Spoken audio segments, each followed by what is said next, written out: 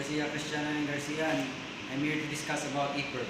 So EPIRB stands for Emergency Position Indicating Radio Beacon, or also known as a radio distress beacon.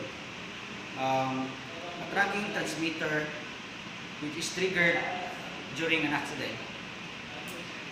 This device is detected by the satellite to know where the location of the vessel or in distress. The basic purpose of the EPIRB is to help rescuers find survivors who experience a traumatic accident. And EPIRB also means a secondary means of distress alerting when it comes to alerting the SAR authorities during a distress situation. The basic standard frequency of an EPIRB is 406 megahertz. That's all. Thank you.